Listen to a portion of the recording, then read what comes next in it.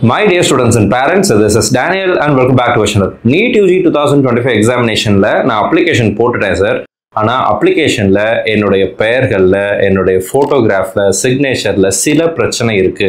என்னுடைய application reject ஆயிடுமா அப்படிங்கிற கேள்வி நிறைய பேர் கேட்குறாங்க.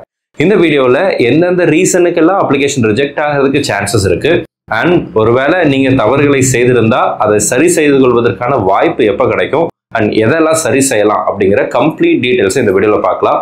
இந்த வீடியோவை ஸ்கிப் பண்ணாம ஃபுல்லா பாருங்க ஸோ தட் இந்த இன்ஃபர்மேஷன் உங்களுக்கு யூஸ்ஃபுல்லா இருக்கும். அதே சேம் டைம் உங்களுடைய நண்பர்களோ அல்லது உறவினர்களோ யாராவது நீட் எக்ஸாமினேஷன் அப்ளை பண்றாங்க, இந்த வருஷம் எழுத போறாங்க அப்படின்னா அவங்களுக்கும் மறக்காம இந்த வீடியோவை ஷேர் பண்ணுங்க. பிகாஸ் இந்த இன்ஃபர்மேஷன் அவங்களுக்கும் தேவையானதாக கூட இருக்கலாம். ஸோ ஒரு முக்கியமான விஷயத்தை நான் சொல்லிடுறேன்.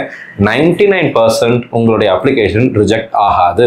அப்ளை பண்ண எல்லா மாணவர்களுடைய அப்ளிகேஷனும் அதாவது கண்டிப்பா என்ன ஆயிடும் அப்படின்னா அக்செப்ட் ஆயிடும், ரிஜெக்ட் ஆகாது. ஆனா சில விஷயங்கள் அப்படிங்கிறது வந்து ரொம்ப ரொம்ப முக்கியமான விஷயங்களா இருக்கு. அந்த முக்கியமான விஷயங்கள்ல நீங்க தப்பு பண்ணியிருந்தீங்க அப்படின்னா then your application might get rejected due to some particular reasons. silly reasons எல்லாம் பெரிய இது இல்லை, ஆனா முக்கியமான ரீசன்ஸ் இருக்கு. அதை இன்ஃபர்மேஷன் புல்லட்டின்ல இருந்து நான் என்ன பண்ணியிருக்கேன் அப்படின்னா எடுத்து வச்சிருக்கிறேன். ஃபர்ஸ்ட் திங், உங்களுடைய போட்டோகிராஃப் அன்கிளியர் போட்டோகிராஃப் இருந்துச்சு அப்படின்னா your application might get rejected. Application reject ஆகும். எங்க போட்டிருக்காங்க சார்னா இன்ஃபர்மேஷன் புல்லட்டின்ல இந்த பேஜ் அப்படிங்கிறது அவைலபிளா இருக்கு, நீங்க பார்த்துருப்பீங்க. Candidates photograph signature thumb impression அப்படிங்கிற இடத்துல போட்டோல வந்து 80% ஆஃப் ஃபேஸ் அப்படிங்கிறது இருக்கணும், சரிங்களா? லைட் பேக்ரவுண்ட்ல இருக்கணும், 80% ஆஃப் ஃபேஸ் இருக்கணும். அண்ட் தென் ஸ்பெக்டக்கிள்ஸ் அப்படிங்கிறது வந்து are allowed only if being used regularly. Second வந்து polaroid and computer generated photos are not acceptable. Computer generated photos அப்படிங்கிறது வந்து நாட் அக்செப்டபிள். ஏஐ எல்லாம் யூஸ் பண்ணி போட்டோவை நம்ம ஜென்ரேட் பண்ணக்கூடாது, அதை அக்செப்ட் பண்ண மாட்டாங்க.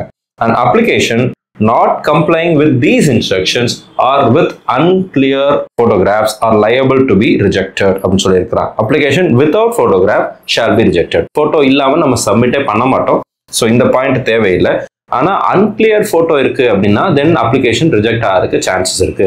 எப்படி சார் அன்கிளியர் போட்டோவை கண்டுபிடிக்கிறது அப்படின்னு கேட்டீங்கன்னா உங்களுடைய கன்ஃபர்மேஷன் பேஜ்ல பிஃபோர் மேக்கிங் ஃபைனல் சப்மிஷன் நீங்க ப்ரிவியூ பண்ணி பார்க்க முடியும். இந்த ப்ரிவியூ பண்ணி பார்க்கும்போது அதுல போட்டோவில் வந்து பிக்சலேட் ஆகாம கிளியரா இருக்கா அப்படிங்கிறத பார்த்துக்கோ. பிக்சலேட் ஆயிருந்துச்சுன்னா என்ன அர்த்தம்னா போட்டோனுடைய குவாலிட்டி வந்து ரொம்ப கம்மியா இருக்கு, அதனுடைய டைமென்ஷன் அண்ட் பிக்சல் அப்படிங்கிறது வந்து ரொம்ப கம்மியா இருந்துச்சுன்னா தான் பிக்சலேட் ஆகி அப்படி கட்டகட்டமா தெரியும். அப்படி தெரிஞ்சு அப்படின்னா போட்டோ தெளிவா தெரியாது. அட்மிட் கார்டில் நீங்க அப்லோட் பண்ண போட்டோ தான் என்ன ஆகி வரும்னா பிரிண்ட் ஆகி வரும். ஸோ போட்டோ கிளியரா இருக்கணும், அதை மட்டும் என்ஷூர் பண்ணிக்கோங்க. அடுத்ததா போட்டோகிராஃப் மாதிரியே சிக்னேச்சருமே வந்து அன்கிளியராகவோ அல்லது பிளர்டாவோ இருந்துச்சு அப்படின்னா அக்செப்ட் பண்ண மாட்டாங்க. நமக்கு ஹெல்ப் பண்றதுக்காக என்டி என்ன பண்ணியிருக்கிறாங்க அப்படின்னா நீங்க பிளர்டு போட்டோ அட்டாச் பண்ணீங்க அப்படின்னா அல்லது சைஸ் ரொம்ப கம்மியா இருந்துச்சு அப்படின்னா அவங்க வந்து என்ன பண்றது இல்லைன்னா அக்செப்ட் பண்றது இல்லை. ஆனா இந்த விஷயத்த நம்ம வந்து அட்வான்டேஜா யூஸ் பண்ணிக்காம கரெக்டான போட்டோவை கரெக்டான சிக்னேச்சரை நம்ம அப்லோட் பண்ணுவோம். So unclear signature blurred signature accept பண்ண மாட்டாங்க. இதுவும் போட்டிருக்காங்க, please check your photograph and signature and application will be rejected and no option for correction or revision will be permitted அப்படின்னு சொல்லி போட்டிருக்காங்க. ஸோ போட்டோலையும் சிக்னேச்சர்லையும் ஃபிங்கர் பிரிண்ட்லையும் கரெக்ஷன்ஸ் அப்படிங்கிறது கொடுக்க மாட்டாங்க அப்படின்னு இன்ஃபர்மேஷன் புல்லட்டின்ல கொடுத்துருக்காங்க. நான் சொல்லலை, இன்ஃபர்மேஷன் புல்லட்டின் சொல்லுது, சரிங்களா? ஆனா லாஸ்ட் இயர் என்ன நடந்துச்சு, எதெல்லாம் நம்ம கரெக்ட் பண்ண முடியும் அப்படிங்கிறத பின்னாடி நான் உங்களுக்கு காமிக்கிறேன், சரியா? ஆனா ஒரு நீட் ஆஸ்பிரண்டா நான் படிச்சு முடிச்சுட்டு எம்பிபிஎஸ் படிச்சு முடிச்சுட்டு பல உயிர்களை காக்கக்கூடிய தொழில் செய்யக்கூடிய வேலை செய்யக்கூடிய சேவை செய்யக்கூடிய மாணவர்களா மருத்துவர்களா நீங்க மாற போறீங்க அப்படிங்கிறதுனால please be responsible and upload correct photograph and signature. அதை வந்து என்ஷூர் பண்ணிக்கோங்க. நீங்க ப்ரௌசிங் சென்டர்ல போய் பண்ணாலும் சரி, உங்களுடைய போட்டோ தான் அப்லோட் பண்றாங்களா அப்படிங்கிறத வெரிஃபை பண்ண வேண்டியது ஒரு மாணவரா ஒரு பெற்றோரா உங்களுடைய வேலையா இருக்கு. அதை கண்டிப்பா நீங்க செய்யணும். அடுத்ததா பாத்தீங்க அப்படின்னா அன்கிளியர் ஃபிங்கர் பிரிண்ட்ஸும் கிளியரா இருக்கணும். அண்ட் அதுவும் சொல்லிருக்காங்க left and right hand fingers and thumb impression should be clear.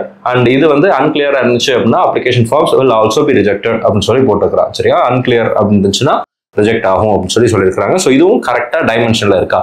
நம்ம ஒரு வீடியோ போட்டிருக்கிறோம். இந்த வீடியோக்கு முன்னாடி நேற்றுக்கு வந்து பாத்தீங்கன்னா ஒரு நம்ம how to upload photograph signature finger print இதுல வந்து அந்த டைமென்ஷனை வந்து நம்ம குறைக்காம கரெக்டான ரெசல்யூஷன்ல அந்த போட்டோ எப்படி அப்லோட் பண்றது அப்படிங்கிறத தெளிவா டெமோவோட நான் உங்களுக்கு ஒரு வீடியோ அப்படிங்கிறத போட்டிருக்கேன். அந்த வீடியோ செக் பண்ணிட்டு டாக்குமெண்ட் அப்படிங்கிறத அப்லோட் பண்ணுங்க. இது வரைக்கும் பார்க்கலன்னா அந்த வீடியோ பார்த்துருங்க.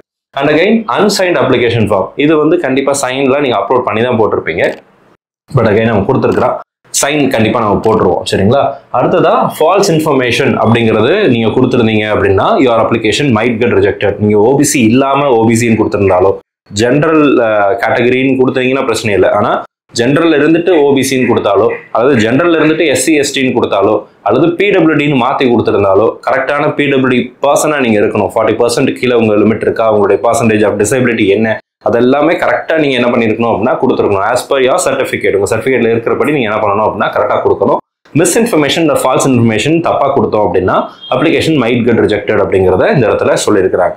எஸ்பெஷலி உங்களுடைய ஆதார் டீடைல்ஸில், உங்களுடைய 10th 12th மார்க்கில், இதிலலாம் நீங்கள் வந்து தப்பாக இன்ஃபர்மேஷனை கொடுக்கக்கூடாது. அதை நீங்கள் என்ஷூர் பண்ணிக்கோங்க. அடுத்ததாக பார்த்தீங்க அப்படின்னா இன்கம்ப்ளீட் பேமெண்ட் பண்ணலன்னா அப்ளிகேஷன் ரிஜெக்ட் ஆகும். இது நமக்கு எல்லாத்துக்கும் தெரியும். ஆனால் அதையும் கொடுத்துருக்குறாங்க. ஸோ அதையும் நான் காமிச்சிருக்கிறேன். சரிங்களா?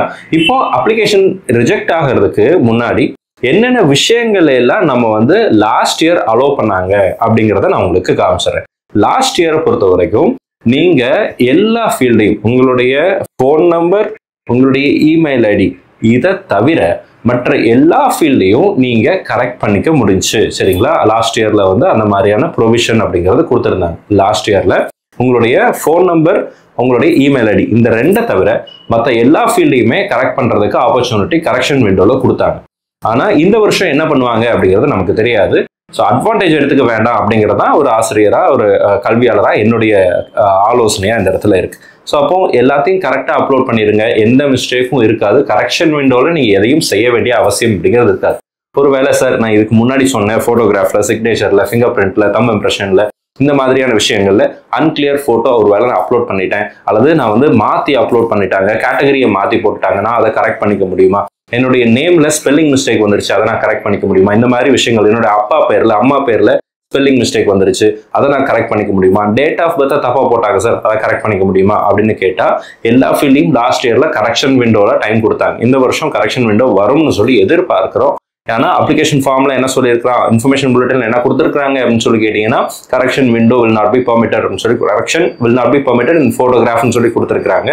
பட் லாஸ்ட் டைம் என்ன பண்ணாங்க அப்படின்னா உங்களுக்கு ஃபோட்டோகிராஃபையும் நீங்கள் வந்து சேஞ்ச் பண்ணுறதுக்கு பெர்மிஷன் கொடுத்தாங்க.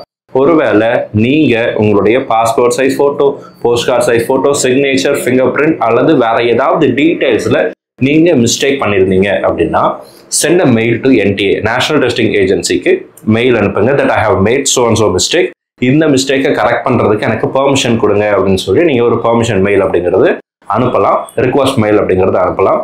நிறைய மாணவர்கள் அவங்களுடைய தவறுகளை சுட்டி காட்டி NTA கிட்ட பெர்மிஷன் கேட்கும்போது, ரிக்வஸ்ட் பண்ணும்போது தென் NTA might allow all the fields to edit. சரிங்களா?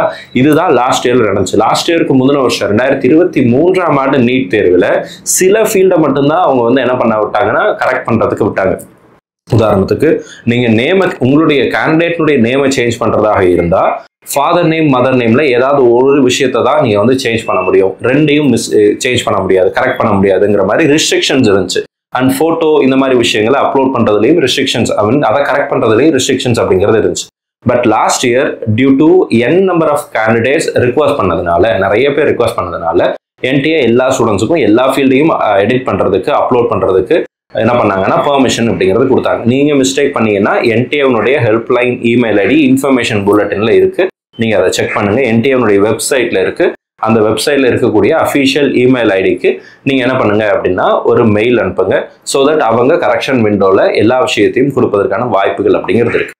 ஸோ இந்த வீடியோ உங்களுக்கு பிடிச்சிருக்கும்னு நினைக்கிறேன். 99% உங்களுடைய அப்ளிகேஷன் ரிஜெக்ட் ஆகிறதுக்கு வாய்ப்பு அப்படிங்கிறது இல்லை. கண்டிப்பாக அக்செப்ட் ஆயிரும். நீங்கள் எல்லாம் நீட் தேர்வு எழுத தான் போகிறீங்க, நல்ல மார்க் வாங்க தான் போகிறீங்க. நல்ல மார்க் வாங்கணும்னு சொல்லி உங்களுக்காக நான் ப்ரே பண்ணிக்கிறேன். அட் த சேம் டைம் இதில் ஏதாவது மிஸ்டேக் பண்ணியிருந்தீங்க அப்படின்னா இமெயில் அனுப்பிச்சிருங்க, NTAக்கு இமெயில் அனுப்பிச்சிருங்க. மறக்காமல் நிறைய மாணவர்கள் பண்ணும்போது எல்லா ஃபீல்டுமே கரெக்ஷன் விண்டோவில் ஓப்பன் ஆவதற்கான வாய்ப்புகள் அப்படிங்கிறது இருக்குது. ஸோ இந்த வீடியோ உங்களுக்கு பிடிச்சிருக்கும்னு நினைக்கிறேன். உங்களுக்கு ஒரு கிளாரிட்டி கொடுத்துருக்கும்னு நினைக்கிறேன். இந்த வீடியோ உங்களுக்கு யூஸ்ஃபுல்லாக இருக்குன்னு நினைச்சிங்க அப்படின்னா மறக்காம வீடியோ லைக் பண்ணிடுங்க.